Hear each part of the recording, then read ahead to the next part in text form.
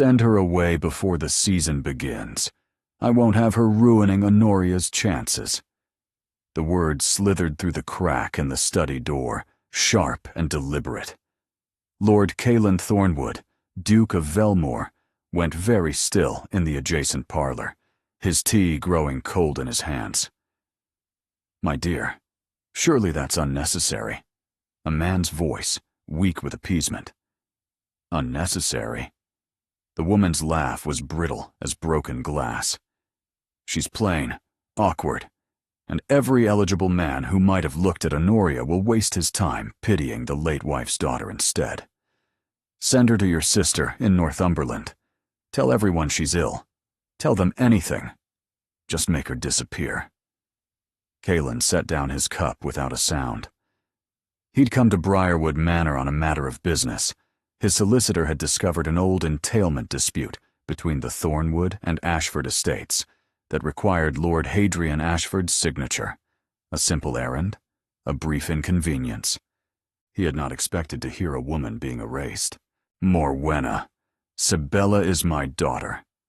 Lord Ashford's voice carried the exhausted tone of a man who had lost this argument many times before. "Her mother would have wanted. Her mother is dead." Lady Morwenna Ashford's words cut like a blade. "And I am very much alive. The girl is 23 years old, Hadrian. 23. She's had 4 seasons, and not a single offer. She's a failure, and failures drag others down with them.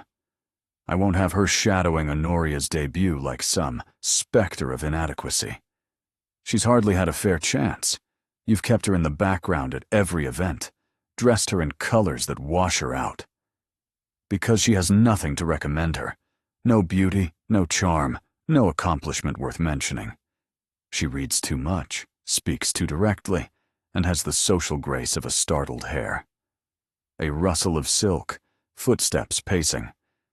I've done my duty by her for 7 years. Hadrian. 7 years of feeding and clothing another woman's child. I deserve to see my own daughter succeed, without that burden weighing us down." Silence stretched. Calen found his jaw had tightened to the point of pain. "Where would you send her?" Lord Ashford asked finally, and the defeat in his voice was complete. "Your sister Prudence in Northumberland. The woman's practically a hermit. No one will think to look for Sibella there, and by the time the season ends, Honoria will be engaged to someone suitable, and we can invent some story about Sibella recovering from a nervous condition." Lady Morwenna's tone brightened with satisfaction. "It's really the kindest solution for everyone, including her. She'll be happier away from the comparisons. And if she refuses, she won't. She never does. That's the only useful quality she possesses, obedience." Footsteps approached the door. Calen rose smoothly, positioning himself by the window, as if he'd been admiring the gardens all along. The study door opened, and Lady Morwenna Ashford swept into the parlor. She was handsome in a cold, polished way. Sharp cheekbones, calculating eyes, a smile that never quite reached her face. She stopped when she saw him, and for a moment, something flickered across her expression. Surprise? Concern? It vanished instantly behind gracious composure. "Your Grace, forgive us for keeping you waiting. My husband will see you now." Her curtsy was perfectly executed. "I trust you've been comfortable." "Perfectly," Calen said, voice neutral. "Your home is lovely." "You're too kind." She glided past him, and Calen watched her go, cataloging everything. The expensive silk of her gown, the emeralds at her throat, the way she moved through the house like she owned it, which, he supposed, she did now. 7 years. She'd been raising the first wife's daughter for 7 years. Lord Ashford appeared in the doorway, a man who looked older than his 50 years. His shoulders slumped, his eyes tired, his entire bearing that of someone who had surrendered long ago. "Your Grace, please come in. I apologize for the delay. Family matters." "Of course." Kalen followed him into the study. I understand completely. He did understand. He understood that Lord Ashford was a coward who had traded his daughter's happiness for domestic peace. He understood that Lady Morwenna was a calculating woman who viewed stepdaughters as obstacles rather than family.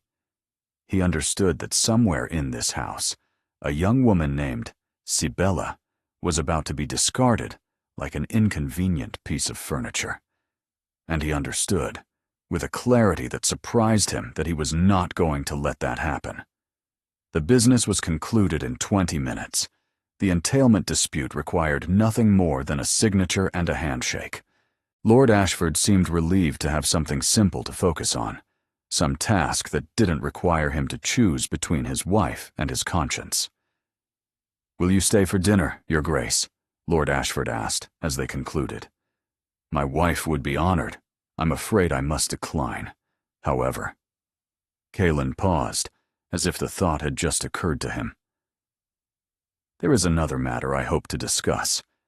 My mother, the Dowager Duchess, has been unwell these past months. The physicians recommend companionship and distraction. She's been asking after the daughter of her old friend, Isabel Ashford, I believe. Your first wife." Lord Ashford blinked. "Isabel?" "Yes. She and your mother were close, before she passed. Yes. My mother speaks of her often." This was not entirely a lie. The Dowager Duchess had mentioned Isabel Ashford once, years ago in passing. It would have to be enough. "She's expressed a wish to know Isabel's daughter, to have her as a companion during the season, a connection to happier times." "Sibella?" Lord Ashford's face shifted through confusion, hope, and then wariness. "Aye, that's very kind, Your Grace. But I'm not certain." "I understand she hasn't yet secured an engagement." Kalen kept his tone light, conversational. "A season at Velmore House, under the Dowager Duchess's patronage, might improve her prospects considerably. My mother's endorsement carries weight." It was true. The Dowager Duchess of Velmore was one of the most respected women in society. Her approval could launch a debutante into the highest circles. Her disapproval could sink one entirely. Lord Ashford's eyes widened as the implications settled. "You're offering to sponsor my daughter's season?" "I'm offering my mother's companionship and guidance. The sponsorship would be a natural consequence." Kalen smiled, the expression carefully calibrated to appear benevolent rather than calculating. "Unless, of course, you have other plans for her?" The silence stretched. Kalen watched Lord Ashford wrestle with the impossible gift that had just landed in his lap, a gift that would directly contradict his wife's orders, that would pull Sibella into the very spotlight Lady Morwenna wanted to deny her. "I would need to discuss it with my wife," Lord Ashford said weakly. "Of course, though I should mention." Kalen let the pause linger. "My mother specifically requested Miss Sibella Ashford. She was quite clear on that point. It would be difficult to explain a refusal without revealing that the Ashford family considers a duchess's invitation beneath them. It was a trap, elegant and inescapable. Refuse and risk offending one of the most powerful families in England. Accept, and Lady Morwenna's plans crumbled to ash." Lord Ashford swallowed hard. "When would she need to arrive?" "Within the fortnight. The season begins soon, and my mother is eager. I'll speak with Morwenna tonight."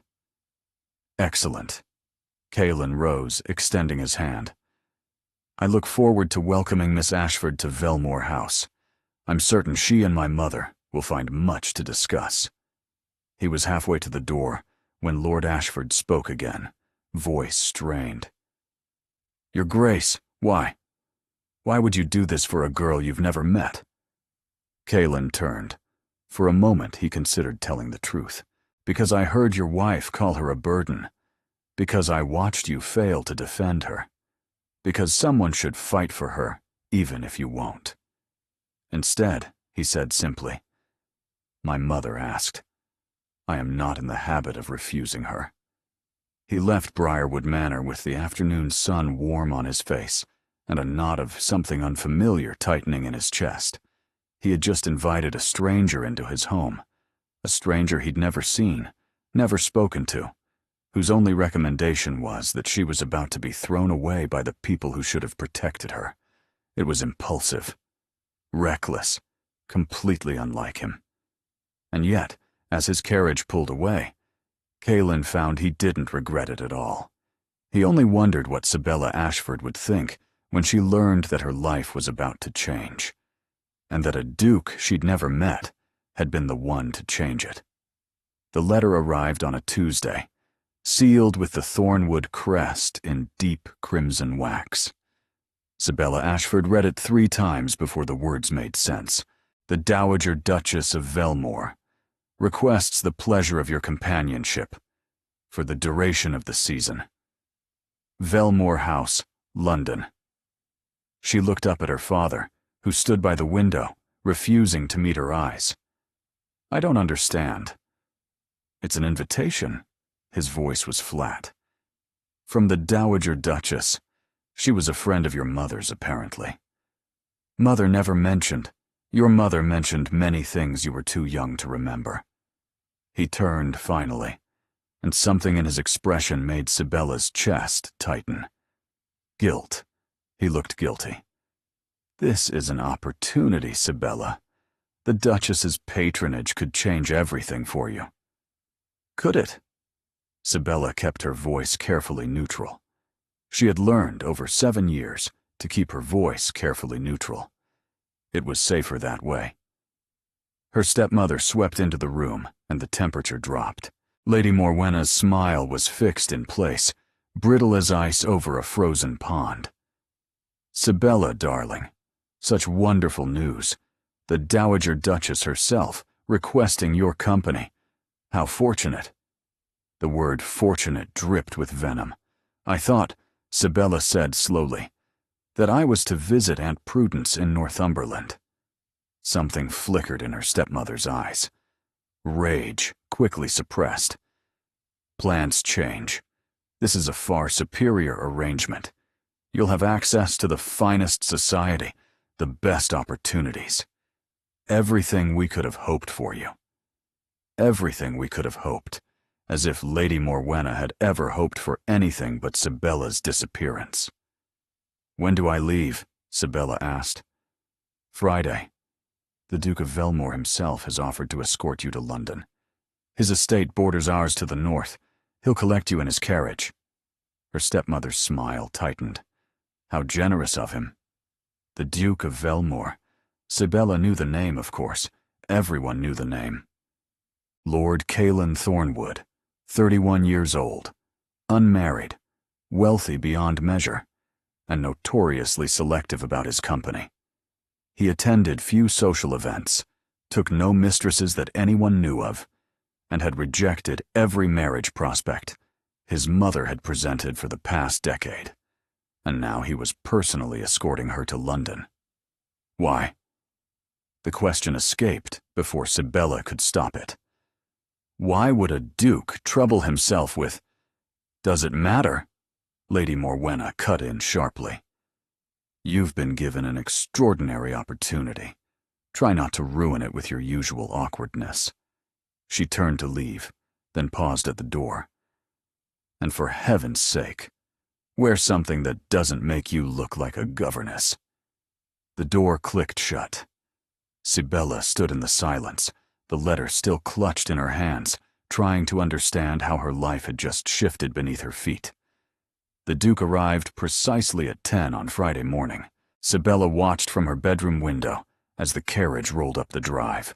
Gleaming black lacquer, matched gray horses, the Thornwood crest emblazoned in gold on the door.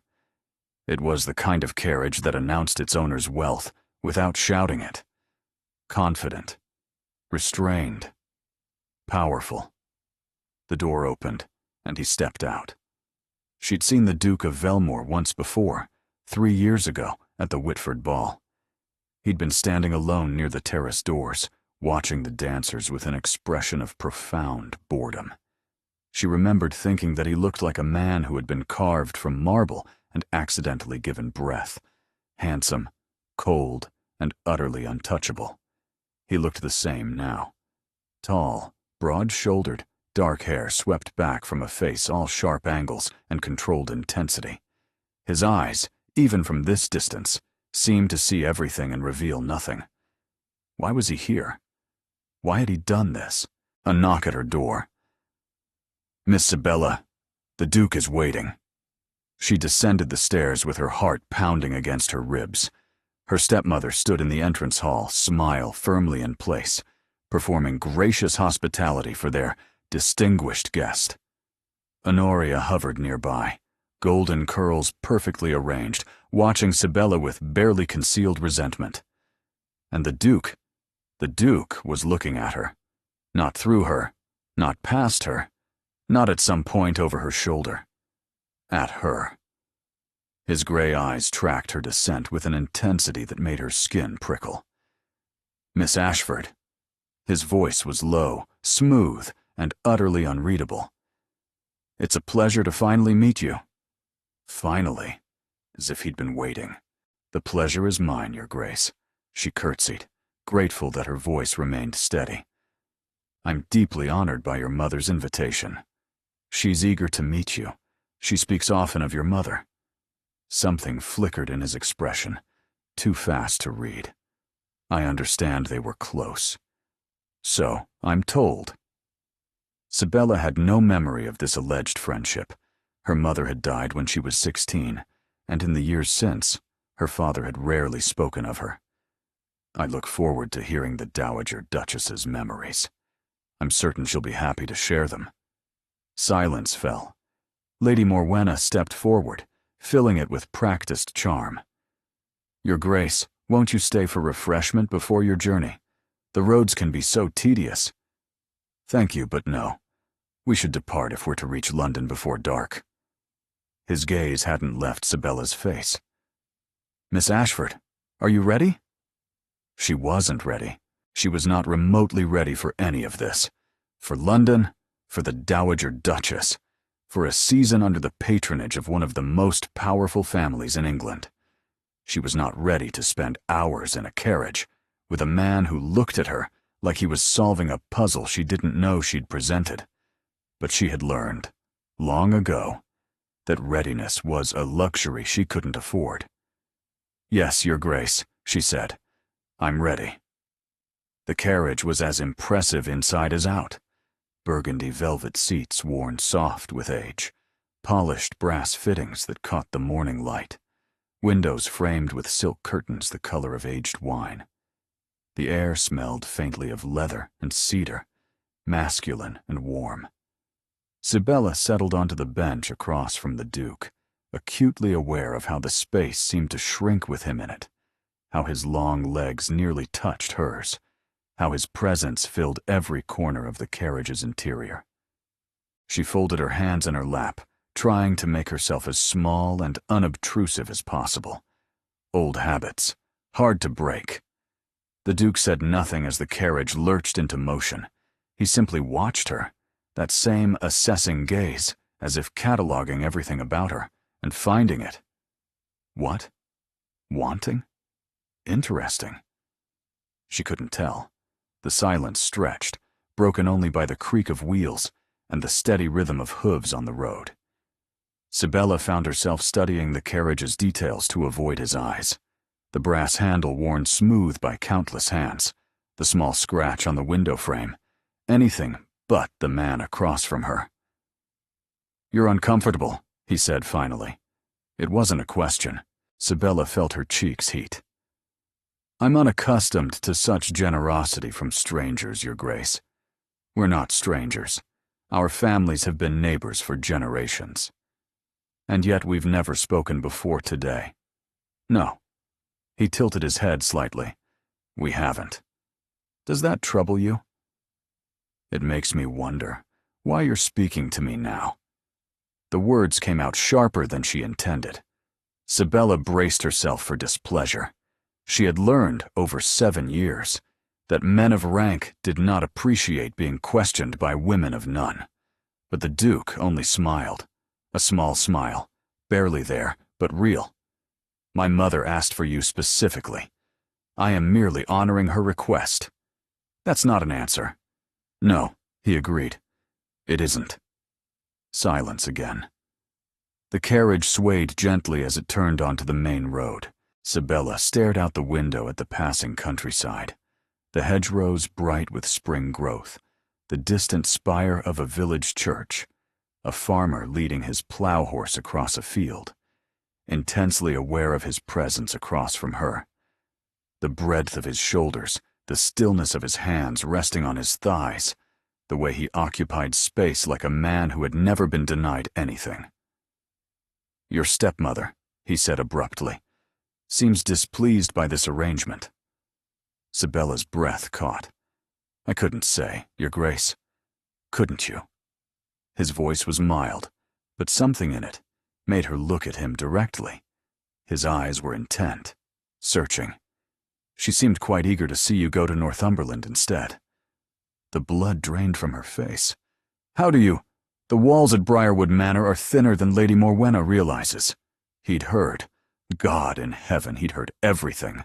Your Grace, I don't require explanations. He leaned back against the seat, expression unreadable.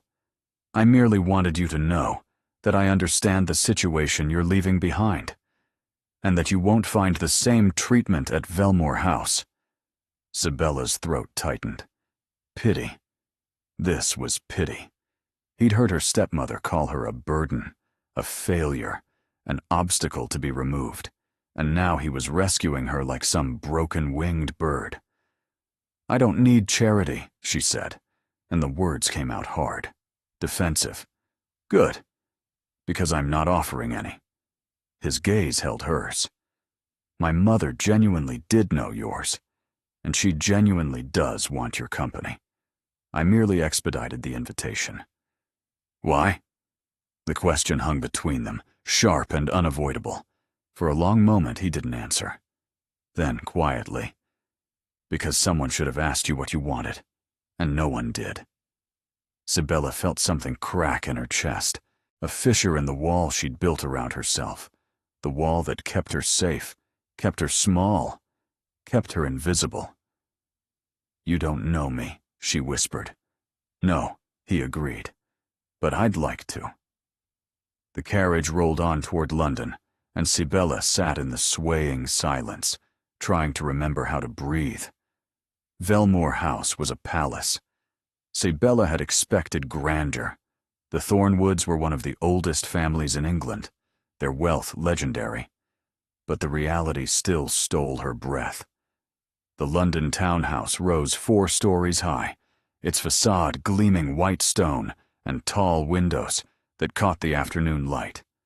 Footmen in immaculate livery lined the entrance. A butler, who looked like he'd been carved from the same stone as the building, greeted them with perfect, impassive courtesy. And everywhere, evidence of a life she'd only glimpsed from the margins of society. Crystal chandeliers, silk wallpaper, paintings by masters whose names she'd only read in books, and a sweeping staircase that seemed to float upward into infinity. Miss Ashford, she turned. The Duke stood at the base of the stairs, watching her take in his home with an expression she couldn't read. My mother is resting, but she's asked to meet you for tea at 4. Mrs. Pemberton will show you to your rooms and help you settle in. He gestured to an older woman in severe black who had materialized beside him. If you need anything at all, you have only to ask. Thank you, Your Grace. He nodded once, turned, and disappeared down a corridor without another word. Sibella stared after him, that fissure in her chest widening. Why? The question kept circling back. Why would a man of his position, his power, his utter disinterest in society's machinations, involve himself in the fate of a nobody like her? Miss Ashford? Mrs.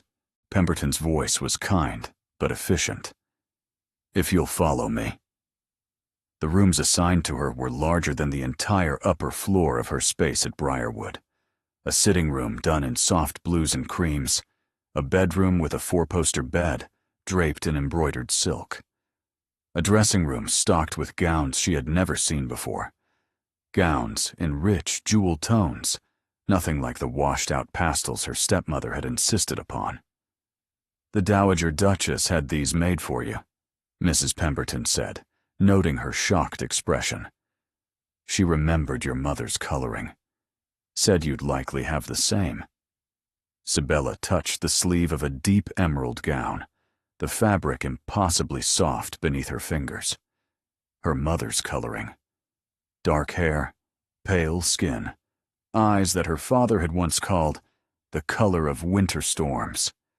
She'd been dressed in pinks and yellows for 7 years, colors that made her look sallow, faded, and forgettable. Had her stepmother known? Had she chosen those colors deliberately? Of course she had. Sibella had always known, somewhere beneath the surface. She'd simply never allowed herself to acknowledge it. "The Dowager Duchess is very thoughtful," she managed. "She's been counting the days since the Duke's letter arrived." Mrs. Pemberton's expression softened slightly. "She speaks of your mother often. Says she was the truest friend she ever had." The truest friend. And yet Sibella had never heard of this friendship until 4 days ago. What else had been hidden from her? What else had been erased? Tea with the Dowager Duchess was nothing like Sibella expected.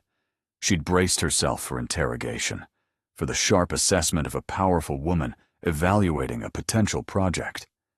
She'd prepared answers for questions about her education, her accomplishments, her prospects, all the things that defined a young woman's value in the marriage market. Instead, Lady Helena Thornwood took one look at her, burst into tears, and pulled her into an embrace that smelled of lavender and wool. "Oh, my dear girl, you look exactly like her. Exactly." Sibella stood frozen, arms at her sides, unsure what to do with this unexpected flood of emotion. "Forgive me," the Dowager Duchess said, pulling back and dabbing at her eyes with a lace handkerchief. "I promised myself I wouldn't become a watering pot. But seeing you standing there, in this room, where Isabel and I used to take tea together." Her voice broke. "For 7 years I've tried to reach you, and I still miss your mother every day. You really were friends." The words came out small, uncertain, the closest of friends, from girlhood until— Lady Helena stopped, composed herself. "Until your father remarried, and his new wife made it clear that connections to the previous Lady Ashford were no longer welcome." Sibella felt the ground shift beneath her feet. "Lady Morwenna forbade the connection. Not in so many words. But the invitations I sent were never answered. The letters I wrote were returned unopened. When I tried to visit Briarwood, I was told you were indisposed." Lady Helena's eyes, gray like her son's, held a profound sadness. "I should have tried harder. I should have fought. But I was grieving my own husband at the time, and She shook her head. "I failed your mother. I failed you, and I've regretted it every day since. I know my son told your father I was unwell," Lady Helena added, a rueful smile crossing her face. "A small exaggeration, I confess. A pretext to make the invitation more urgent. Forgive the deception. I couldn't risk your stepmother finding a reason to refuse." 7 years. For 7 years, this woman had been trying to reach her, and Sibella had never known. "My stepmother told me I had no connections," she whispered. "No friends of my mother's who might help. She said I was alone. You were never alone. You were hidden." Lady Helena took her hands, grip fierce despite her frail appearance. "But you're here now, and I intend to make up for every lost year, starting with this season. Your Grace, I don't—" Sibella swallowed hard. "I'm not accomplished. I'm not beautiful. I've had 4 seasons and not a single offer. Whatever you're hoping to achieve with me, I'm afraid you'll be disappointed." "Disappointed?" Lady Helena laughed, a warm sound that filled the room. "My dear girl, I'm not hoping to achieve anything except getting to know my dearest friend's daughter. If a suitable match develops, wonderful. If not, you'll still have a home here, with me, for as long as you want one." A home. The word hit Sabella like a physical blow. She hadn't had a home, a real home, one where she was wanted, since her mother died. "I don't know what to say," she managed. "You don't have to say anything. Just promise me you'll give this season a real chance. Not the half chances you've been given before, with dresses designed to make you invisible and invitations to events where no one knew your name." Lady Helena's eyes sharpened. "I know what Morwenna's been doing. Kaelin told me everything." Kaelin, the Duke, who had somehow overheard her stepmother's cruelty and decided to intervene. "Why did he do it?" Sabella asked. "Why does he care what happens to a stranger?" Lady Helena studied her for a long moment. "That's a question you should ask him directly." "I did. He didn't answer." "Then perhaps he doesn't know yet." The Dowager Duchess smiled, something knowing in her expression. "My son is a complicated man, Miss Ashford. He spent 31 years building walls around himself, keeping everyone at a careful distance. But something about your situation reached him in a way I haven't seen in years. Pity," Sabella said flatly. "He pities me." "Do you truly believe that?" She thought of the carriage ride, the way he'd looked at her, not through her, not past her, but at her, the way he'd said, "Someone should have asked you what you wanted." "I don't know what I believe," she admitted. "Then give yourself time to find out." Lady Helena squeezed her hands once more, then released them. "Now, let's discuss the season. The first ball is in 10 days, and we have work to do." Over the following week, Sabella learned that the Dowager Duchess's version of work was considerably more intensive than anything she'd experienced at Briarwood. There were fittings for gowns, dozens of them, in colors that made her skin glow instead of fade. Consultations with milliners, haberdashers, and a formidable woman who specialized in teaching deportment to young ladies who had been incorrectly educated. "You walk like you're trying to disappear," the deportment instructor said on the 3rd day, frowning. "Shoulders hunched, eyes down, steps too small. Who taught you to move like that?" No one had taught her. She'd learned it herself, through years of trying to take up as little space as possible, to avoid drawing attention, to become invisible before her stepmother could criticize whatever was visible. "Stand straight. Chin up. Walk like you own the room, not like you're apologizing for existing in it." Easy to say. Harder to do after 7 years of training herself to do the opposite.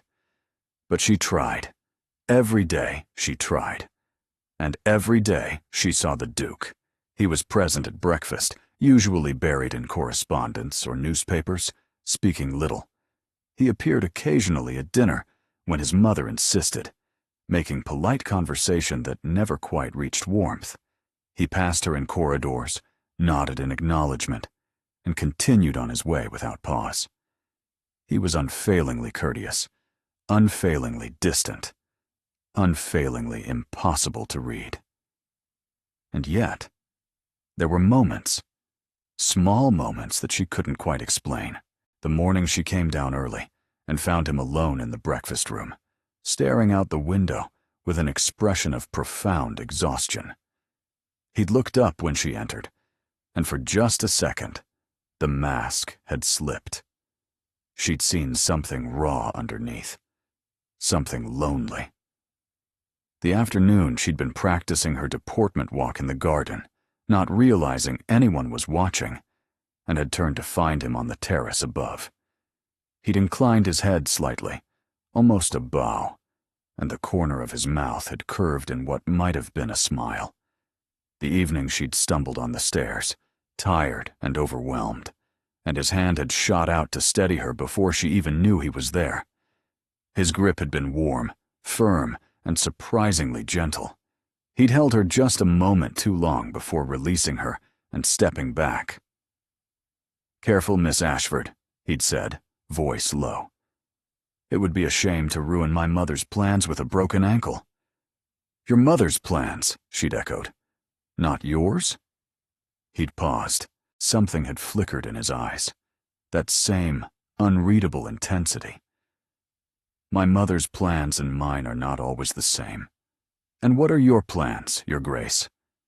He'd studied her for a long moment.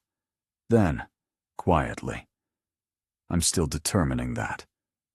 He'd walked away, and Sibella had stood alone on the stairs, her arm still tingling where he'd touched her, wondering what on earth was happening. She didn't trust it. Couldn't trust it. Men like the Duke of Velmore did not interest themselves in women like her. Plain, awkward, invisible women with no fortune and no connections. And yet he kept appearing, kept watching, kept looking at her like she was something worth seeing. It was dangerous. Whatever this was, it was dangerous. Because Sibella Ashford had spent 23 years learning to expect nothing. And hope, she had discovered, was the cruelest weapon of all. The night before the Haversham ball, Sibella's first official event under the Dowager Duchess's patronage, she couldn't sleep. She lay in the magnificent bed, staring at the canopy above, her mind racing through every possible disaster. She would trip. She would say something foolish. She would stand against the wall all evening, invisible, proving to everyone that Lady Morwenna had been right all along. A failure, a burden, an obstacle. At 2 in the morning, she gave up on sleep entirely and crept downstairs to the library. Reading had always been her refuge, the one place where she could disappear into someone else's story and forget the inadequacy of her own.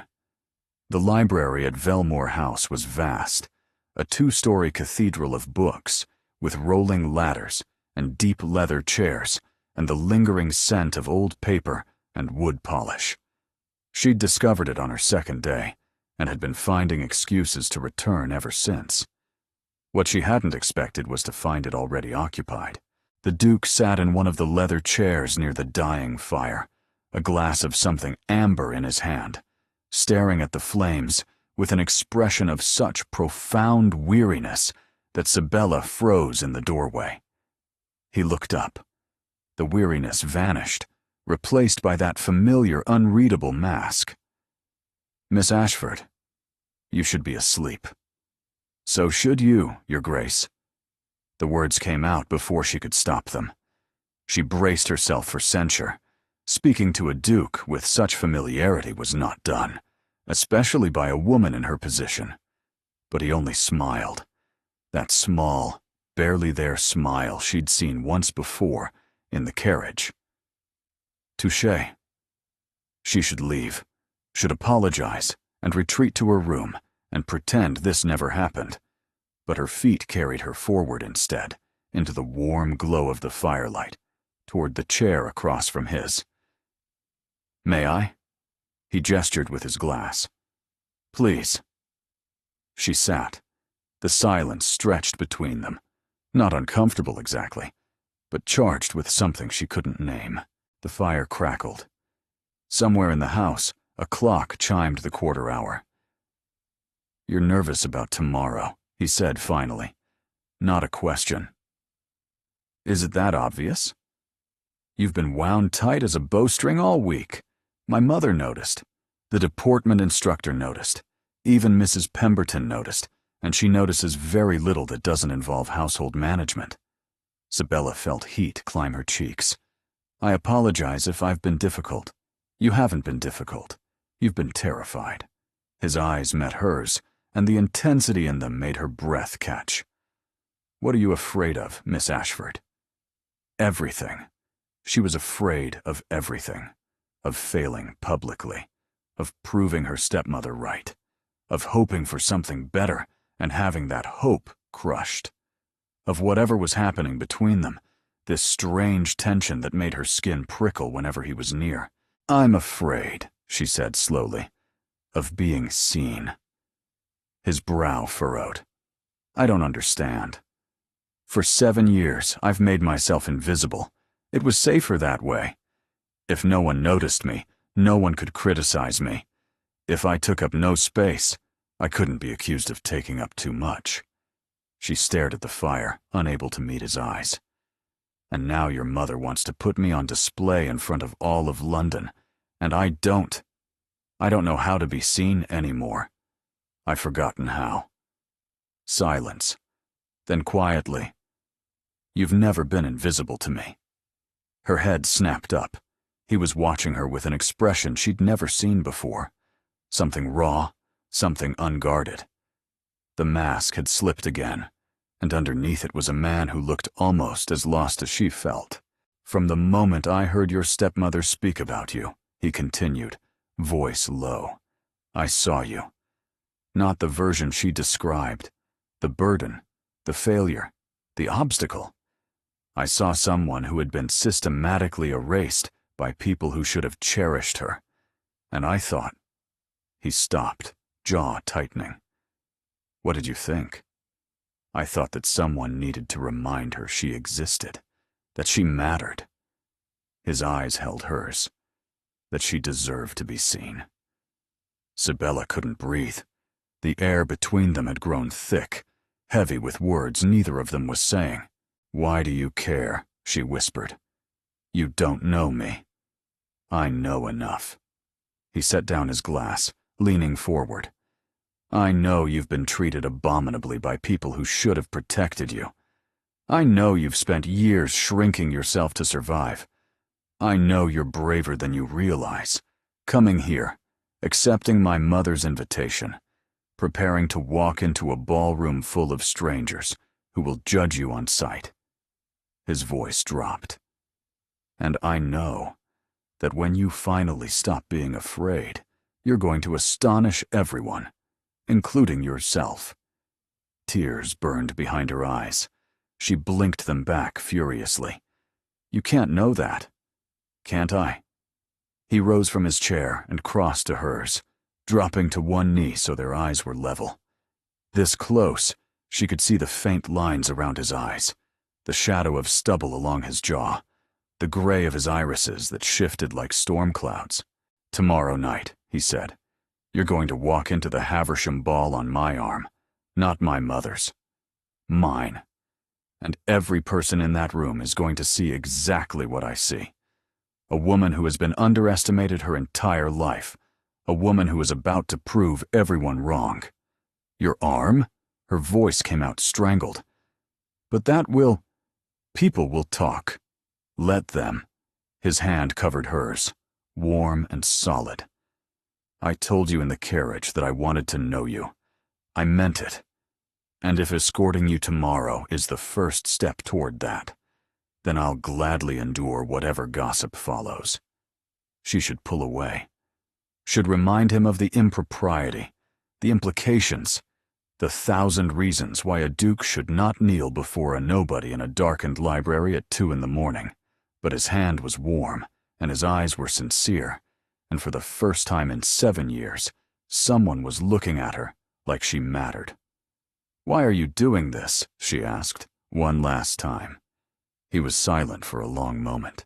Then, "Because I've spent my whole life watching from the margins, keeping myself apart, convincing myself that distance was the same as safety. And then I heard your stepmother call you invisible, and I realized—" He stopped, something flickering across his face. "I realized I'd been making myself invisible too, just in a different way." Before she could respond, he rose, releasing her hand.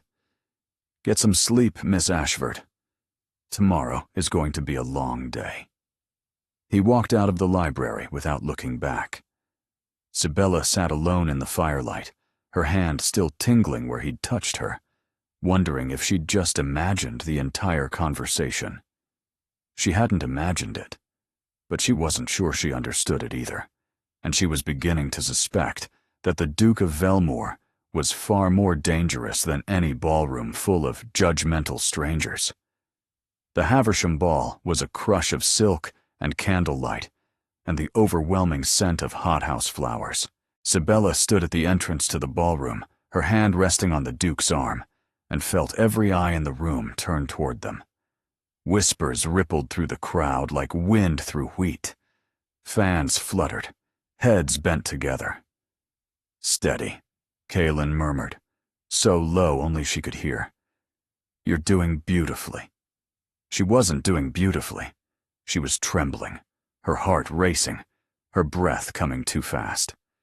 But his arm was solid beneath her fingers, and his presence beside her was an anchor in the storm. They descended the stairs together. The Dowager Duchess had entered separately, already holding court near the refreshment tables, but Kaelin had insisted on escorting Sibella himself. "People will talk," she'd warned him again in the carriage. "Good," he'd replied. "Let them have something interesting to discuss for once." And they were talking. Oh, they were talking. She could see it in the sharp glances, the raised eyebrows, the way conversations paused as they passed. "Who is she?" The whispers followed them like shadows. The Ashford girl? The plain one? Why is Velmore? She forced herself to keep her chin up, her shoulders back, her steps measured. Walk like you own the room. She didn't own anything. But perhaps for tonight she could pretend. The first hour passed in a blur of introductions. The Dowager Duchess presented her to what felt like half the aristocracy. Lords and ladies whose names blurred together, matrons who assessed her with calculating eyes, young men who bowed politely and then looked past her toward more glittering prospects. But Kaelin stayed close.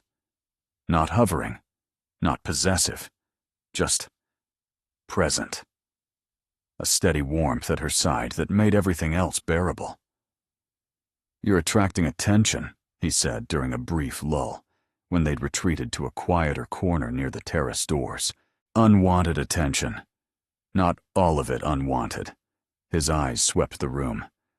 "Lord Pemberton has been watching you for the past 20 minutes, and Sir Aldrich Vane hasn't stopped staring since we arrived." Sibella followed his gaze and found a man across the room, tall, golden-haired, classically handsome, in a way that belonged on a painted portrait. He was watching her with undisguised interest, a slight smile playing at his lips. "Who is he?" "Sir Aldrich Vane, second son of the Earl of Thornbury, charming, well-connected, and perpetually in need of funds." Something tightened in Kaelin's voice. "He's been looking for a wealthy bride for 3 seasons now." "I'm not wealthy." "No, but you're under my mother's patronage, which suggests you might be. And you're—" He stopped abruptly. "I'm what?" He didn't answer. Sir Aldrich was approaching, cutting through the crowd with the easy confidence of a man who had never doubted his welcome anywhere. "Your Grace." He bowed to Kaelin, then turned to Sibella with a smile that seemed designed to dazzle. "And you must be Miss Ashford. I've heard so much about you." "Have you?" Sibella kept her voice neutral. "I wasn't aware I warranted discussion." A mysterious young woman, appearing from nowhere under the Dowager Duchess's wing? "You're the most interesting thing to happen all season." His eyes, blue, bright, knowing, swept over her appreciatively. "I must confess, the rumors don't do you justice." "What rumors?" "That you're plain." His smile widened. Clearly, whoever started them was either blind or trying to keep you to themselves. It was flattery, obvious and practiced, but Sibella felt her cheeks warm anyway. No one had ever called her interesting. No one had ever suggested she was worth keeping. "Sir Aldrich," Kaelin said, and his voice had gone cold. "I didn't realize you'd returned to London." "Just last week. The countryside was growing tedious." Sir Aldrich's attention remained fixed on Sibella, Miss Ashford, might I have the honor of the next dance?" She hesitated, glancing at Kalen. His expression was carefully blank, but something in his eyes. "Miss Ashford promised the next dance to me," Kalen said smoothly. "Perhaps the one after?" It was a lie. She had promised him nothing. But Sir Aldrich only smiled, unruffled. "Of course. I'll find you later, Miss Ashford. I look forward to becoming better acquainted." He melted back into the crowd. Sibella turned to Kalen, questions burning on her tongue. "I didn't promise you anything." "No, you didn't." He extended his hand. "But I'm asking now. Will you dance with me?" She should refuse. Should tell him that whatever game he was playing, she wanted no part of it. But his hand was outstretched, and the music was beginning, and something in his eyes made her chest ache. "Yes," she heard herself say. "I'll dance with you." The waltz was a revelation. She had danced before, awkward, stiff affairs with partners who held her at arm's length and counted steps under their breath. But dancing with Kalen was different. His hand at her waist was firm, guiding. His movements were fluid, confident, and effortless. He led her through the turns like they'd been doing this for years. The heat of his palms seeped through the silk of her gown, warming her skin beneath. She was acutely aware of every point of contact, his fingers laced with hers, his breath stirring the loose curls at her temple, the way his thigh brushed against her skirts as they turned. The room spun around them in a blur of candlelight and color, but he was the only fixed point, the only thing that felt real. "You're a good dancer," she said, surprised. "You sound shocked. You don't seem like someone who enjoys dancing." "I don't, usually." His grip tightened slightly as they spun, pulling her a fraction closer than propriety allowed. "But this is different." "Different how?" He didn't answer immediately. His thumb traced a small circle against her palm. Unconscious, perhaps, but it sent sparks racing up her arm. When he finally spoke, his voice was rougher than before. "Because you're not counting steps. You're not performing. You're just here. With me. Where else would I be? Anywhere. Somewhere safer." His eyes held hers, and the intensity in them made her stomach flutter. The room blurred around them, the candles, the flowers, the watching crowds, until there was only him, only this, only the music carrying them forward. "Sir Aldrich," she said, needing to break the spell before she drowned in it. "You don't like him." "No." "Why?" "Because he's exactly the kind of man your stepmother would have chosen for you. Charming on the surface, empty underneath. The sort who marries for advantage and discards what he's married once it's no longer useful." The words hit harder than they should have. "You think he's interested in my supposed fortune?" "I think he's interested in whatever he can get, and I think—" Kalen stopped, jaw tightening. "What do you think?" "I think you deserve someone who sees you. Not your connections, not your potential value, not the patronage behind you." His voice dropped, intimate despite the crowded room. "You. Just you." The music swelled, then faded. The dance was ending. Other couples swirled around them, but Sibella couldn't move, couldn't look away from the storm in his eyes. "Kalen," she whispered, and it was the first time she'd used his name. Something flickered across his face. Surprise, heat, something that looked almost like pain. Then the mask slammed back into place. "Sir Aldrich is coming back," he said quietly. "Be careful with him, Miss Ashford. Please." He released her and stepped away, and a moment later, Sir Aldrich appeared at her elbow, smile firmly in place. "My dance, I believe." Sibella let him lead her onto the floor, but her eyes followed Kalen as he retreated toward the terrace. And she wondered, with a growing sense of unease, exactly what she had gotten herself into. Sir Aldrich Vane was everything charming, and nothing real. Sibella realized it slowly, over the course of 3 dances and an hour of conversation. He said all the right things, complimented her dress, her eyes, and her wit. He asked about her interests, her reading habits, her opinions on music. He made her laugh with stories of his travels and groaned about the tedium of country life. But underneath the polish, there was nothing, no depth, no substance, no genuine curiosity. He was performing interest, not feeling it. Every question was designed to elicit information, not connection. "You're not what I expected," he said as they stood near the refreshment table. The Ashford girl everyone whispered about was supposed to be plain and dull. "You're neither." Perhaps the whisperers were misinformed. Or perhaps someone was deliberately hiding you. His eyes sharpened. "Your stepmother, I hear, has quite a reputation for managing her family's image."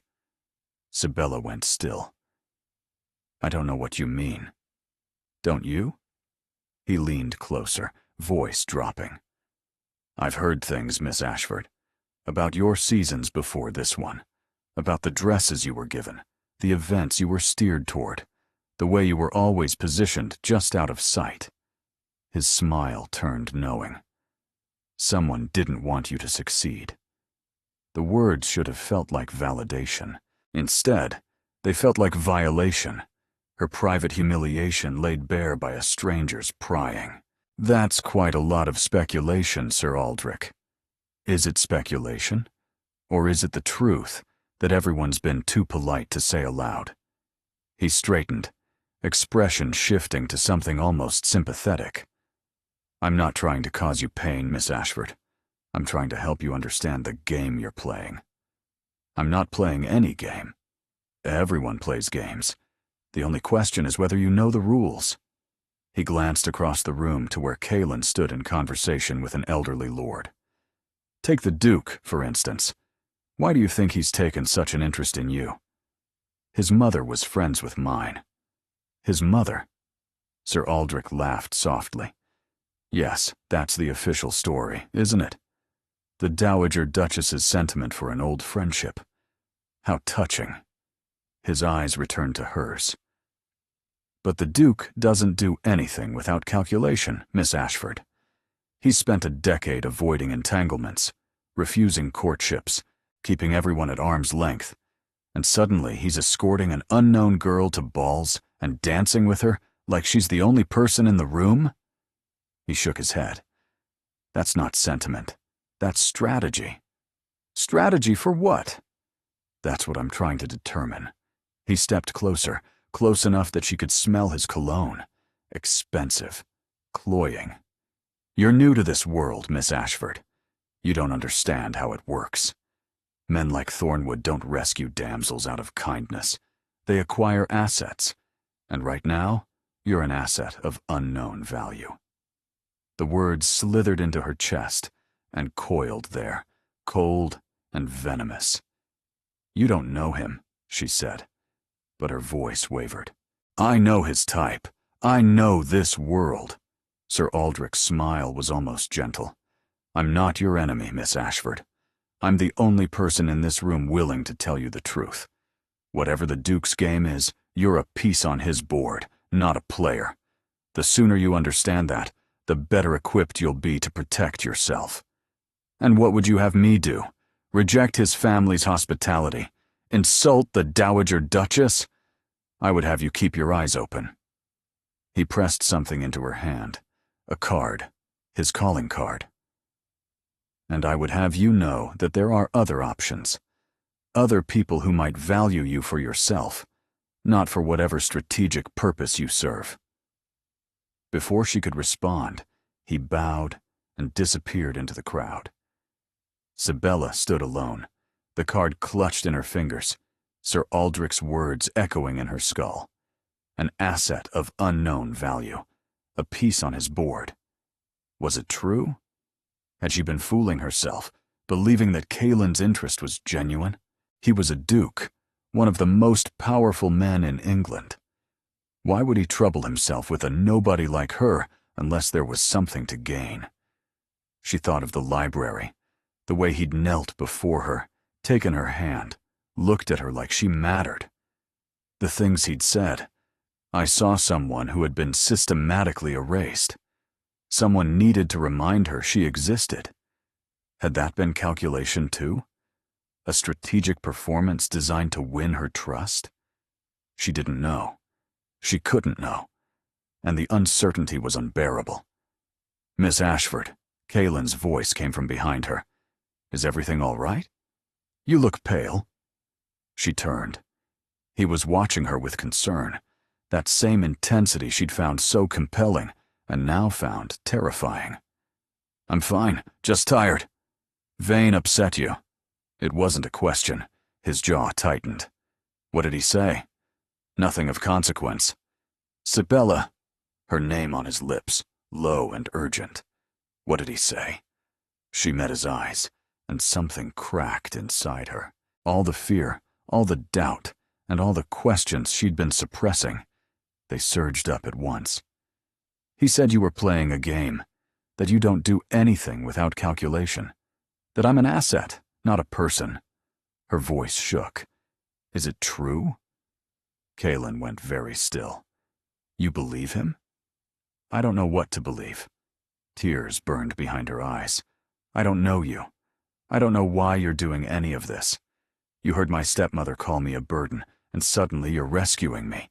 And I don't understand why. And I need—" She stopped, breath catching. "I need you to tell me the truth." Silence stretched between them. Around them, the ball continued. Music, laughter, the clink of glasses. But Sibella heard none of it. There was only him, only this moment, only the question hanging in the air. "The truth," he said finally, "is that I don't know why I'm doing this either." She blinked. "What?" "I heard your stepmother, and something in me." He stopped, ran a hand through his hair. "I've spent my entire life being careful, controlled, strategic. And then I heard her call you invisible, and I couldn't just walk away. I couldn't let you be erased." His eyes met hers, raw and unguarded. "I don't know what that means. I don't know what I want from you or from this. I only know that when I'm near you, I feel something I haven't felt in years, and it terrifies me." "Terrifies you," she repeated. "Yes." The word was barely a whisper. "Because I've built my entire life on control, on distance, on never letting anyone close enough to matter. And you," he shook his head, "you matter. Already. And I don't know what to do with that." Sibella stared at him, heart pounding, and Sir Aldrich's words dissolving like smoke. This wasn't calculation. This was a man standing on the edge of something he didn't understand, reaching for her in the dark, just like she was reaching for him. "What do we do?" she asked. "I don't know." His hand found hers, fingers intertwining. "But I know I don't want to stop. Whatever this is, wherever it leads, I don't want to walk away. Not yet. People will talk. Let them.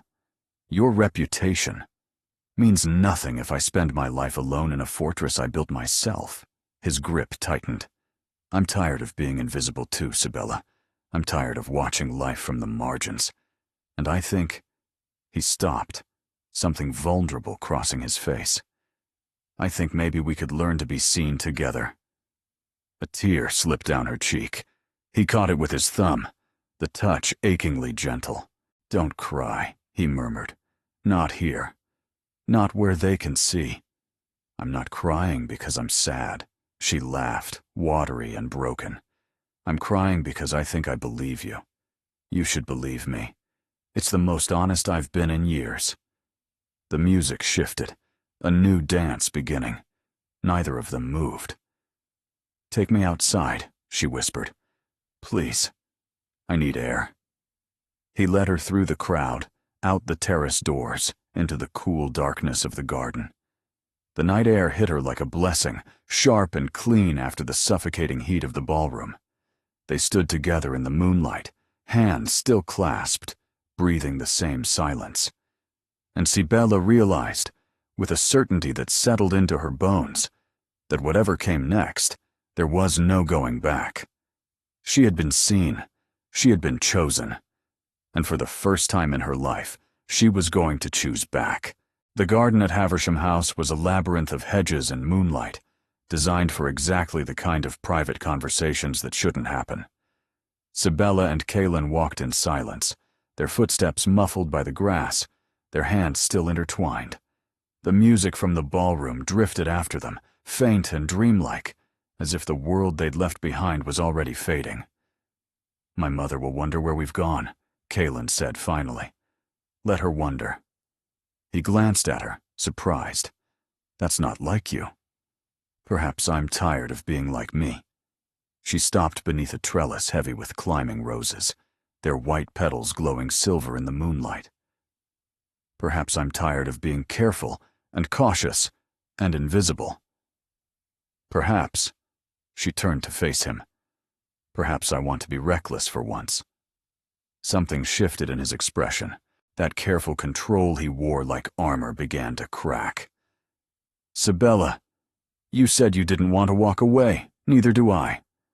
She stepped closer, close enough to see the rapid pulse at his throat, close enough to feel the heat radiating from his body. "But I need to know this is real. Not strategy, not obligation, not pity for the poor erased girl. I need to know that when you look at me, you see me. Not what I represent. Not what you can gain. Me. I see you." His voice was rough, strained. "I've seen nothing but you since the moment I heard your name." "Then show me." The words hung between them, dangerous and electric. Kaelin's jaw worked. She could see the battle in him, duty warring with desire, control straining against something far more powerful. "If I show you," he said slowly, "there's no going back. You understand that? Whatever happens next, it changes everything. I know. Your reputation was never mine to begin with. It belonged to my stepmother, to society, to everyone who looked through me like I wasn't there." She lifted her chin. "I want something that's mine. Even if it's just this moment. Even if it's just tonight." He closed his eyes briefly, as if summoning strength. When he opened them, the control was gone. What remained was raw, hungry, utterly unguarded. "God help me," he breathed. "I've tried to resist this, tried to tell myself it was impossible, inappropriate, that I had no right." "You have every right." She reached up, her fingers brushing his jaw, feeling the roughness of stubble, the warmth of his skin. "Because I'm giving it to you." He made a sound, half groan, half surrender, and then his mouth was on hers. The kiss was nothing like she'd imagined. It wasn't gentle or tentative or careful. It was consuming, desperate, the release of something that had been building since the moment he'd knelt before her in the library. His hands came up to cup her face, tilting her head back, deepening the kiss until she couldn't breathe, couldn't think, couldn't do anything but feel. She clutched at his coat, pulling him closer, and he responded by pressing her back against the trellis, his body a wall of heat against hers. Rose petals showered down around them, catching in her hair, scattering across his shoulders. "Sibella." Her name was a prayer on his lips. "Tell me to stop. Tell me this is madness." "It is madness." She kissed him again, brief and fierce. "Don't stop." He didn't stop. His mouth traced down her throat, finding the pulse point that fluttered wildly beneath her skin. His hand slid from her face to her waist, pulling her impossibly closer. She arched into him, gasping, and her fingers tangling in his hair. This was ruin. She knew it. If anyone found them, she didn't care. For the first time in her life, she didn't care about consequences or propriety or what anyone might think. There was only him, only this, only the desperate, beautiful reality of being wanted. I've imagined this, he confessed against her skin, his breath hot on her collarbone. Every night since you arrived. Lying awake, telling myself it could never happen, that I had no right to want you this badly. I've imagined it too. She pulled back to meet his eyes, her hands framing his face. I thought I was foolish, dreaming about a duke who could never what? Love you? His laugh was broken, ragged. I think I've loved you since the moment you looked me in the eye and asked why I cared. No one asks me that. No one challenges me. No one sees past the title and the fortune and the walls I've built. But you didn't know who I was, what I could offer, and you challenged me anyway. Kaelin, I love you. The words came out fierce, certain, like a vow being sworn. I love your courage and your honesty, and the way you refuse to disappear no matter how hard the world tries to erase you. I love that you're terrified and you do things anyway. I love... His voice cracked, rough with emotion. I love you, and I know I shouldn't. I know this complicates everything, but I can't. I can't pretend anymore. Tears streamed down her face. She didn't try to stop them. I love you too. His forehead dropped to hers. They stood there, breathing each other's air, trembling on the edge of something vast and terrifying and wonderful. What do we do now? She whispered.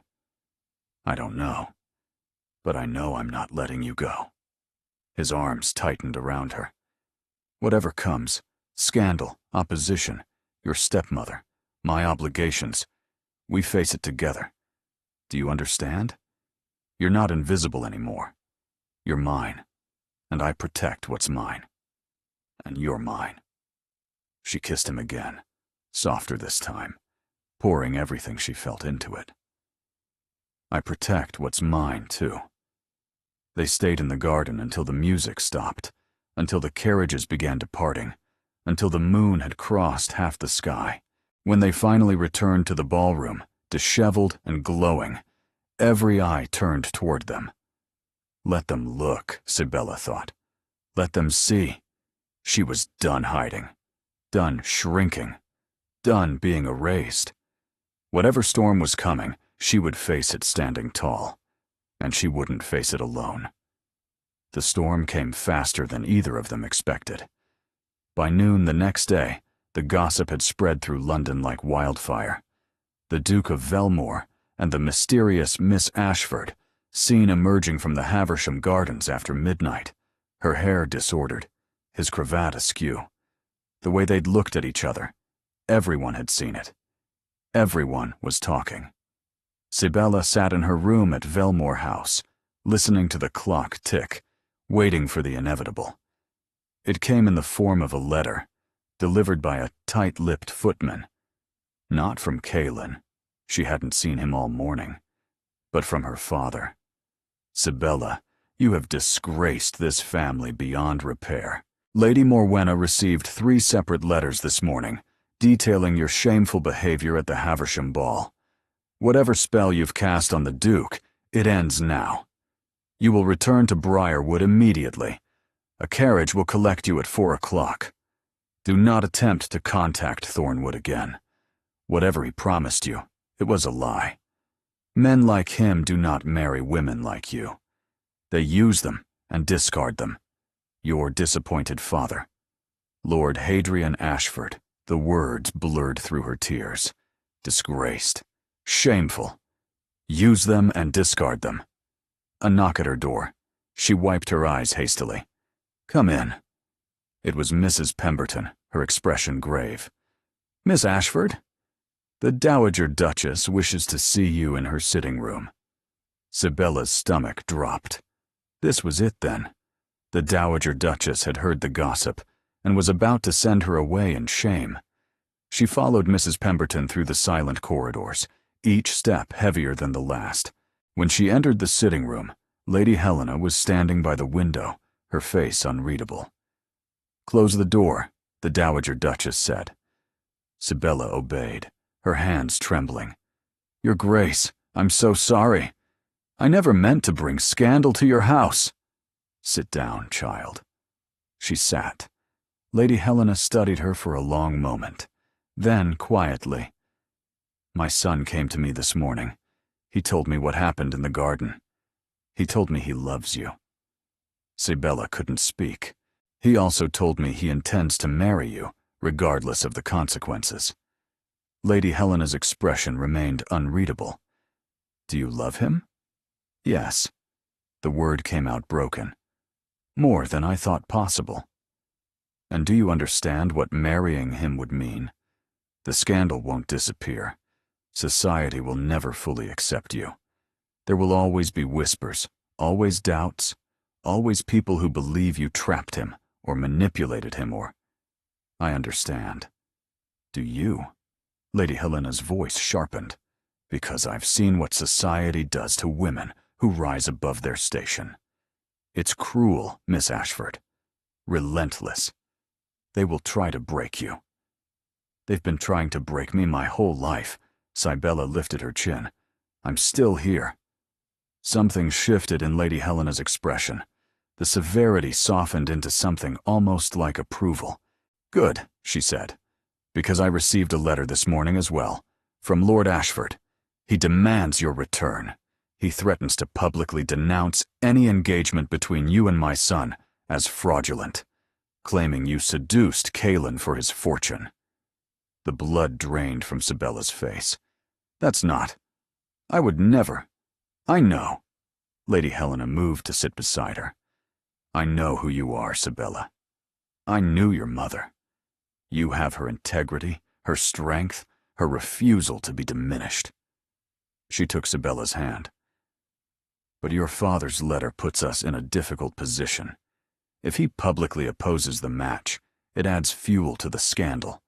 People will believe him. You'll be painted as a schemer, and Caelan as a fool."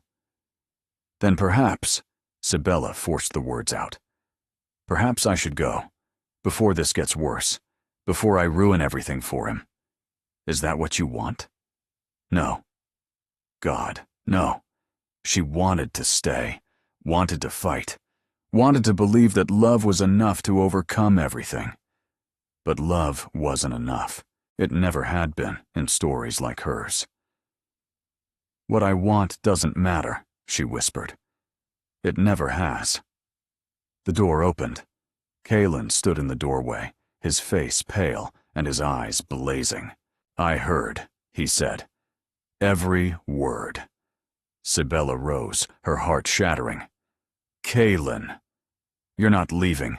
His voice was steel. "I don't care what your father says. I don't care what society says. You're not going back to that house, to those people who treated you like—" He stopped, jaw working. "I won't allow it." "You can't stop it." Tears spilled over. "Your mother is right. If my father denounces us, it ruins everything. Your reputation, your family's standing, everything you've built. I don't care about any of that. You should care. You have to care." She stepped toward him, pleading. "I can't be the reason you lose everything. I can't." "You're not taking this choice from me." He crossed the room in 3 strides, gripping her shoulders. "I've spent my whole life letting other people make my choices. My father chose my education, my career, my future. Society chose my behavior, my companions, and my expectations. I've been a puppet, Sibella, a perfectly controlled, perfectly empty puppet." His voice cracked. "And you're the first thing I've ever chosen for myself, the first thing that's ever been mine. And I will not let anyone take that away. Not your father. Not society. Not even you." She broke. The last of her resistance crumbled, and she fell into his arms, sobbing against his chest. "I'm scared," she confessed. "I'm so scared." "I know." He held her tighter. "So am I. But I'd rather be scared with you than safe without you." Lady Helena watched them in silence. When Sibella finally lifted her head, the Dowager Duchess was smiling. Well, she said, it seems we have a battle to plan. The battle began that afternoon. Lady Helena sent word to Lord Ashford that his daughter would not be returning to Briarwood, and that any public denunciation would be met with the full weight of the Thornwood family's influence. It was a declaration of war, elegant and unmistakable. Lord Ashford's response arrived within hours. Not a letter this time, but an appearance. Sibella was in the drawing room with Kaelin when the butler announced her father. Lord Ashford swept in, red-faced with fury, Lady Morwenna gliding behind him like a venomous shadow. "Sibella," her father's voice trembled with rage, "you will come home this instant." "No." The word came out stronger than she expected. "I won't." "You dare defy me? After everything I've done for you, after— What have you done for me?" Sibella rose, years of suppressed anger finally breaking free. "You let her erase me. For 7 years, you watched her dress me in colors that washed me out, steer me away from every opportunity, and tell me I was a burden and a failure. You heard her," her voice cracked. "You heard her call me invisible, and you did nothing." "That's not— Morwenna was only trying to destroy me." Sibella turned to her stepmother, who stood in rigid silence. "That's what you wanted, isn't it? Me gone, erased. So Honoria could shine without competition." "Competition?" Lady Morwenna's laugh was brittle. "You were never competition. You were an embarrassment. A plain, awkward reminder of the wife your father should have forgotten. I did you a kindness, shaping your expectations to match your abilities." "You did yourself a kindness?" Kaelin's voice cut through the room, cold as winter. "You tried to bury her so your own daughter could succeed. But you miscalculated, Lady Morwenna. Because I heard you. That day at Briarwood, when you told your husband to send her away. I heard every word." Lady Morwenna's face went white. "The Duke of Velmore was in your parlor," Kaelin continued, each word precise, "and he listened to you call your stepdaughter a burden, a failure, an obstacle. He listened to you plot to banish her to Northumberland like a shameful secret. And he decided then and there that someone needed to save her from you." "This is absurd," Lord Ashford blustered. "Sibella, whatever this man has told you—" "He told me the truth." Sibella's voice steadied. "Which is more than you've ever done. She's turned you against your own family." Lady Morwenna's composure cracked, revealing something ugly beneath. "This scheming, ungrateful— Choose your next words very carefully." Kaelin stepped forward, and something in his expression made Lady Morwenna recoil. "Because if you finish that sentence, I will ensure that every drawing room in London knows exactly what kind of woman you are. I will ruin you so thoroughly that you won't be able to show your face at a country assembly, let alone a season ball." Silence, thick and suffocating. "You wouldn't dare," Lady Morwenna whispered. "The scandal would touch your family far more than mine. I am a duke, Lady Morwenna.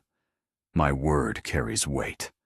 And I have witnesses to your treatment of Sibella, your servants, your staff, people who have watched you diminish her for years. Do you really want to test me?" Lord Ashford's face had gone gray. "Sibella, please, be reasonable. This man is manipulating you." "This man is the only person who has ever seen me." Sibella moved to stand beside Kaelin, their shoulders touching. "He's the only one who ever fought for me. And I'm going to marry him, with or without your blessing." The words hung in the air, final and irreversible. Lord Ashford stared at her, and for a moment, just a moment, she saw something that might have been regret.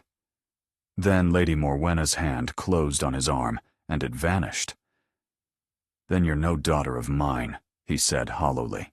"I haven't been your daughter for 7 years." Sibella kept her voice steady, though her heart was breaking. You just didn't notice."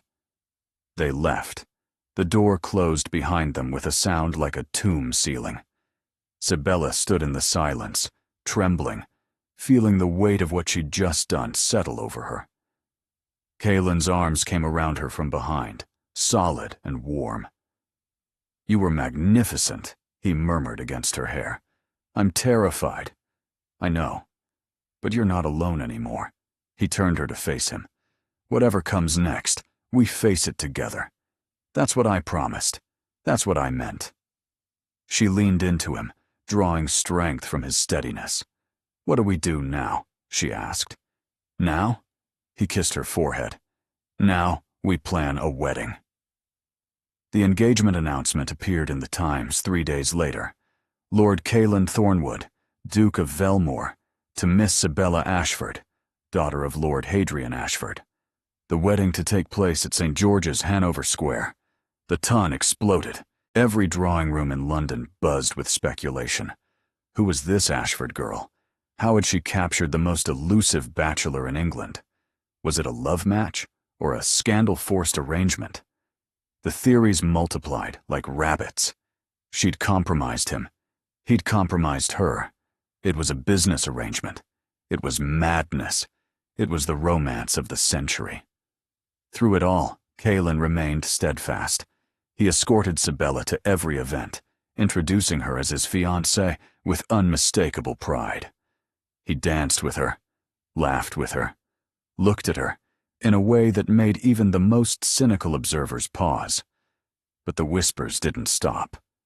If anything, they grew louder. Sir Aldrich Vane made sure of that. Sibella encountered him at the Pembroke soirée a week after the announcement. She was standing near the terrace, momentarily alone, while Kaelin spoke with a group of lords, when that familiar voice slithered into her ear. Miss Ashford, or should I say, the future Duchess of Velmore. Sir Aldrich's smile was poison wrapped in silk. "Congratulations on your conquest." "Sir Aldrich," she kept her voice cool, "I have nothing to say to you." "No? That's a shame, because I have quite a lot to say about you." He moved closer, lowering his voice.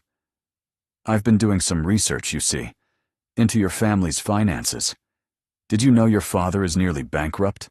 That Lady Morwenna's dowry is the only thing keeping Briarwood afloat?" Sibella's blood ran cold. "I thought that might interest you." His smile widened. "So here's what I think happened. You came to London with nothing. No fortune, no prospects, no hope. And somehow, you convinced the Dowager Duchess to take you in. Maybe you played on her sentiment for your dead mother. Maybe you simply got lucky. But once you were here, you saw an opportunity. The Duke, lonely and isolated. Vulnerable to a pretty face and a sad story. That's not. The question is whether Thornwood knows the truth." Sir Aldrich's eyes glittered. "Whether he knows he's marrying a penniless opportunist whose family will drain his fortune the moment the wedding's over. My father has nothing to do with this engagement." "Doesn't he?" "Because I've heard rumors that he's already approached Thornwood's solicitor, asking about settlements, about financial support for his beloved daughter's family estate." Sir Aldrich tutted. "It would be quite the scandal if that became public knowledge. The Duke's new bride, using him to rescue her fortune-hunting family." Sibella felt the ground tilt beneath her. "You're lying." "Am I?" "Ask Thornwood. Ask him if your father has made contact. Ask him what price he's demanding for giving his blessing." Sir Aldrich stepped back, satisfaction written across his face. "You've played the game well, Miss Ashford, but the game isn't over yet." He vanished into the crowd. Sibella stood frozen, her mind racing.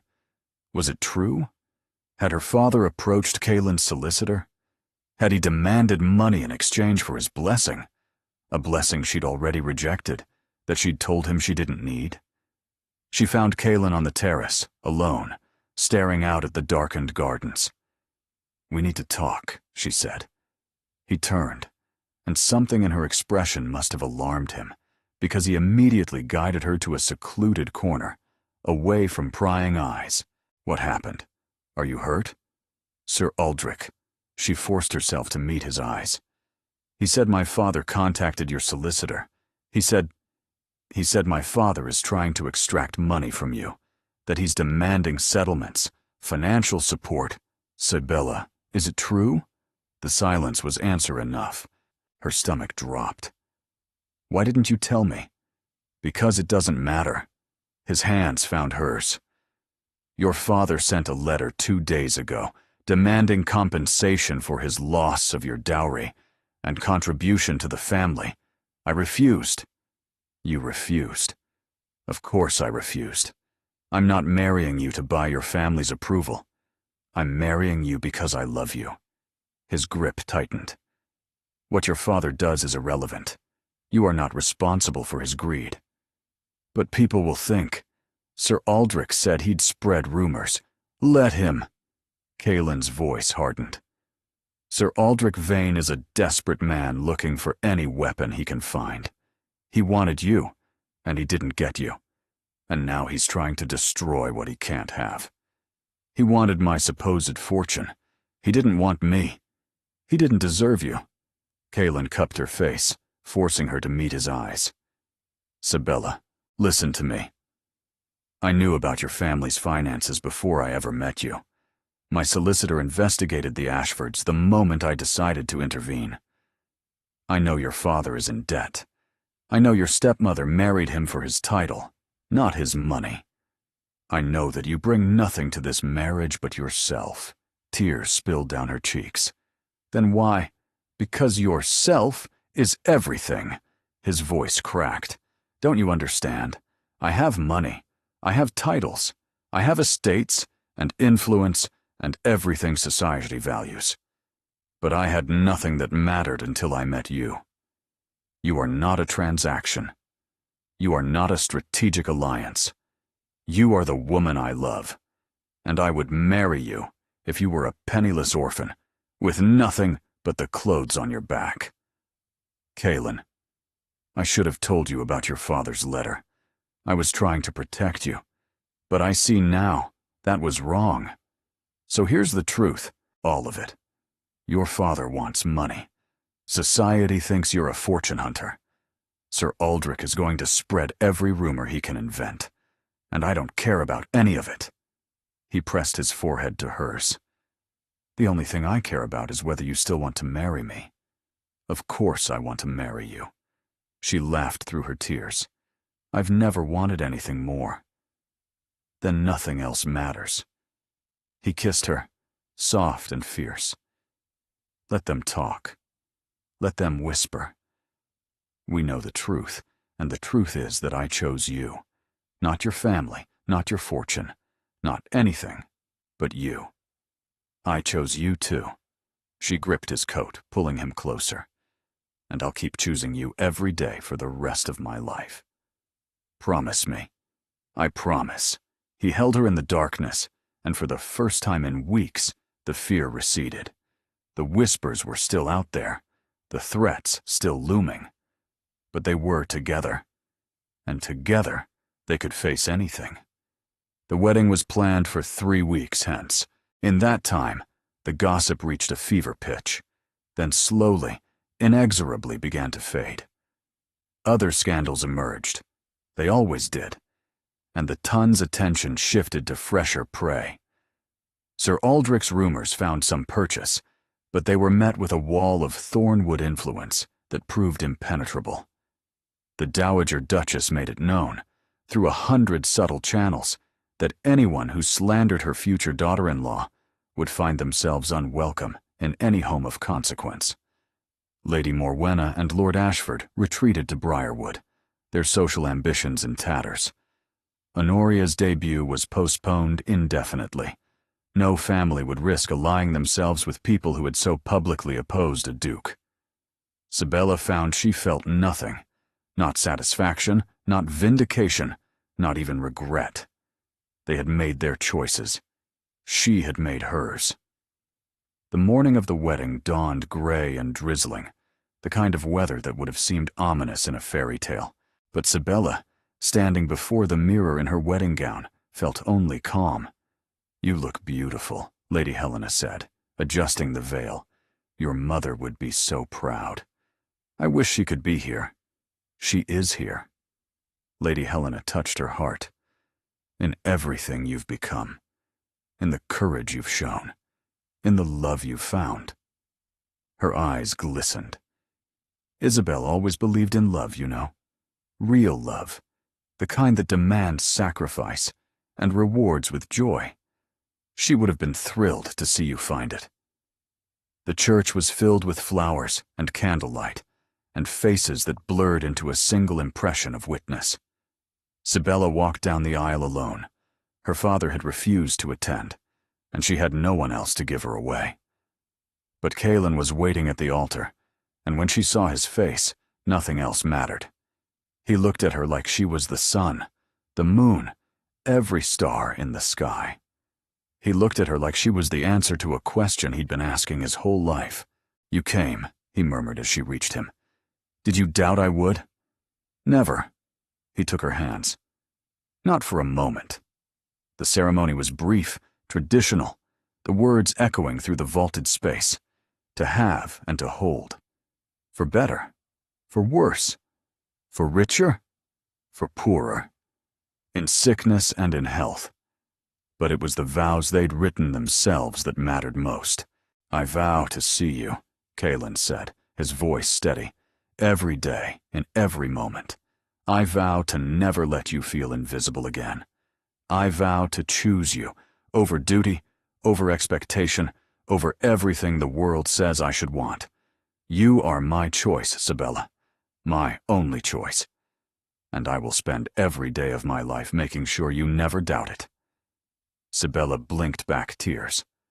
"I vow to stand beside you," she said. "Not behind you, not in your shadow, but beside you, as your equal and your partner. I vow to challenge you when you're wrong and support you when you're right. I vow to love you not because you saved me, but because you saw me. And I vow to keep choosing you every day, even when it's hard. Especially when it's hard." The rings were exchanged. The words were spoken. "I now pronounce you husband and wife." Caelan kissed her, and the church erupted in applause, and Sibella Thornwood, Duchess of Velmore, stepped into her new life with her head held high. 2 years later, the gardens at Velmore House were in full bloom, roses climbing every trellis, lavender scenting the summer air. Sibella sat on a bench beneath the old oak tree, a book open in her lap, watching her husband chase their daughter across the lawn. Isabel, named for her grandmother, was 18 months old and had inherited her father's gray eyes and her mother's stubborn chin. She shrieked with laughter as Caelan caught her, swinging her up into his arms and pressing kisses to her chubby cheeks. "Papa." The word was still new, still miraculous. "More. More. You're insatiable, little one." But he set her down and let her run again, his face alight with a joy that still surprised Sibella, even after 2 years. This was the man society called cold, distant, unreachable. They had never known him at all. He caught her watching and crossed the lawn to join her, settling beside her on the bench. "What are you thinking about?" "How different everything is." She leaned into him, his arm coming around her shoulders. 2 years ago I was being sent away to Northumberland. I thought my life was over.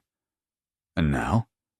Now I'm a duchess with a daughter and a husband who looks at me like I hung the moon." She turned to meet his eyes. "How did this happen?" "You already know the story." "Tell me again." He smiled, that private smile that belonged only to her.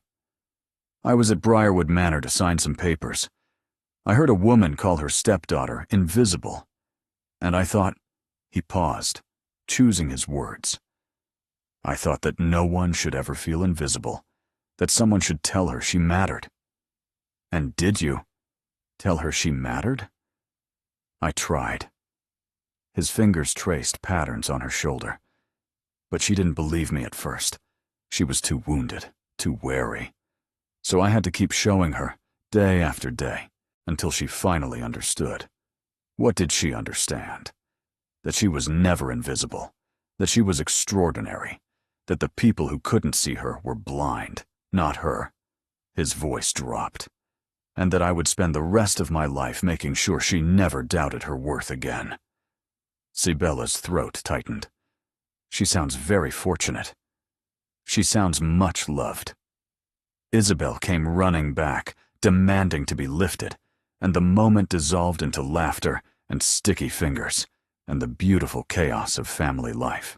Later, after their daughter was asleep and the house was quiet, Sibella stood at the window of their bedroom, looking out at the moonlit gardens. Kalen came up behind her, wrapping his arms around her waist. "What are you thinking now?" "I received a letter today, from my father." He went still. What did it say? That Honoria is engaged. To a Viscount's younger son. Not the brilliant match Lady Morwenna had hoped for, but respectable. He wanted me to know. She paused. He also said he was sorry. Do you believe him? I don't know. Maybe. It doesn't change anything. No. Kalen's arms tightened around her. It doesn't. They stood in silence, watching the shadows move across the garden. "I've been thinking," Sibella said finally, "about how many choices brought us here. Your choice to intervene. My choice to accept your mother's invitation. Our choice to love each other, despite everything. And I'm grateful for all of it, even the hard parts, even the scandal and the gossip and Sir Aldrich's poison." She turned in his arms to face him. "Because it led me here. To you. To Isabel. To a life I never dared to imagine. You deserve every bit of it. So do you." She reached up to touch his face. "You were as invisible as I was, in your own way, hiding behind duty and distance, never letting anyone close. We saved each other, Kalen. We chose each other," he corrected softly. "That's different. More important." "Yes." She rose on her toes to kiss him. "We chose each other." Outside, the moon climbed higher, casting silver light through the window. Somewhere in the nursery, their daughter slept peacefully, dreaming whatever dreams small children dream. The house settled around them, old timbers sighing, the familiar sounds of a home that had finally learned to breathe again. And Sibella Thornwood, once invisible, once erased, once told she would never amount to anything, stood in the arms of the man who had seen her when no one else would. The man who had fought for her when she didn't know how to fight for herself. The man who had chosen her over and over again until she finally believed she was worth choosing. She had come so far from the girl who walked with her shoulders hunched, trying to take up as little space as possible. That girl still lived inside her somewhere, would always live inside her. But she no longer ruled. She no longer dictated what Sibella could want, what she could have, what she could be. Now there was only this: a husband who loved her, a daughter who needed her, and a future that stretched out before them, bright with possibility. "I love you," she whispered against his lips. "I know." He smiled. "I love you too. Now and always." The moon continued its journey across the sky.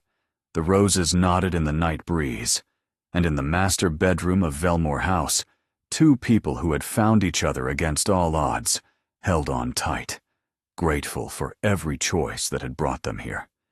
Because some storms, it turned out, were worth weathering. Some choices were worth fighting for, and some loves, the real ones, the impossible ones, the ones that required courage and sacrifice, and choosing each other every single day. Those were worth everything. Thank you for staying with Sibella and Kalen until the very end.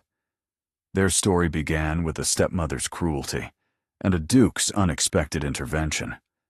But it became something more, a testament to the power of being truly seen, and the courage it takes to choose love over fear. If you're not subscribed yet, hit that subscribe button and ring the bell, because there are more stories waiting. More impossible loves, more hard-won choices, more moments that remind us why we believe in happily ever after. Thank you for being here.